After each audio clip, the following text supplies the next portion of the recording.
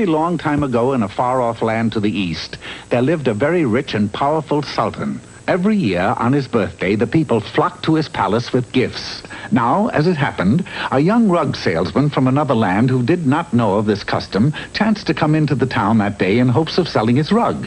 As he passed the palace, it was naturally thought that he was just another peasant bearing a gift to the sultan and was quickly hustled inside. Ah, what have we here? A rug. Oh, nice. But being a second-hand rug, it had a hole in it, and when the sultan saw this, he was furious. By the beard of my mother-in-law, how dare you bring me a rug with a hole into it? Well, it's a small hole, booby. It's a little teeny one. But if it bothers you, I can let you have it for half price. What do you say? At this, the sultan flew into such a rage that he was unable to speak. This unfortunate circumstance had placed the young man's life in serious danger, and realizing his mistake... What a really nice highness you are. You certainly can't take a joke. Joke? Well, of course, booby. As a gift, this is much more than just a small rug with a large hole in it. You knew that all the time, of course. I did? Yes, of course you did. Oh, yeah, I did. Of course. What is it? Get this, Big Daddy. It's a flying carpet. Say, this is the finest gift I've ever received. And you know, I'm so pleased that I'm going to reward you handsomely. But first, I'm going to fly my carpet. The young lad, of course, knew that the old rug would not fly, but before he could stop him, the sultan ran to the highest wall of the palace, sat on the rug, and pushed himself over the side.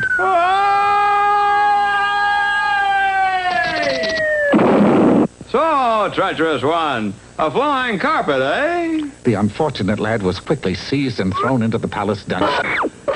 It was that afternoon that the sultan's beautiful daughter, while picking flowers in the garden, happened to look in through the bars of cell 32 and saw the young man. My, what a handsome you are.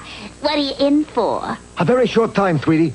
Tomorrow I get beheaded, like Chop, you know, because I didn't bring your father a flying carpet. If I help you escape, you could find the flying carpet and make Daddy happy so we could be married. Am I rushing things? I thought you'd never ask, baby. What's the fiendish plan? Wasting no time, the princess hurried to the royal kitchen where she baked a cake with a pick in it. Taking it to the waiting lad, he was able to eat the cake and dig himself out of the dungeon in less than an hour.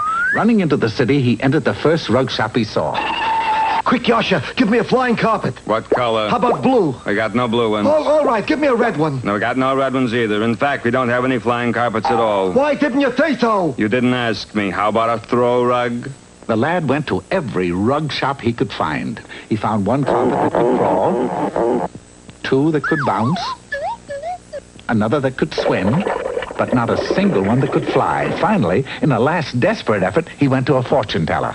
I gaze into my crystal ball. You do that. I see that you will meet a tall, dark stranger with an axe. That I already know. But can you tell me, please, where can I find the flying carpet? What color? Never mind what color. Just one that flies like Skysville. Here, try this one. Okay. Up, up, and away. Fly, carpet, fly. But alas, nothing happened. What are you, a spy from Hanna-Barbera? This thing won't fly. Of course not. You don't believe in that magic jazz, do you? We've got to put a little something in it to make it fly. Something like what? Like this. So saying, the fortune teller held forth a large jar of buzzing bees. Bumbling bees? Of course. Just sew them into the lining of the carpet, and when they fly, the carpet will fly. Simple. The lad was not too sure, but he had no choice, for his time was running out. Taking the carpet and the jar of bees, he raced back to the palace and returned to his cell. There, he spent the rest of the night sewing bees into the lining of the carpet. And when he was taken before the sultan... Father, wait! You cannot doom him! You want to bet? But he now has a flying carpet that will really fly with you. You do, don't you? I certainly hope so, baby. Let me see. Hoping for the best, the lad released the carpet. When the bees flew, so did the carpet. Upon seeing this, the sultan was so delighted that he immediately gave the lad his freedom. The young man and the princess were soon married and, of course, lived happily ever after. The sultan flew on his carpet every day, and even though the bees in the lining stung him time and time again, he was happy too. Oh! Ouch! Oh! Like ow! After all, the carpet was a gift, and even the sultan knew that the bee's stings in life are free. Ooh, ooh, ooh.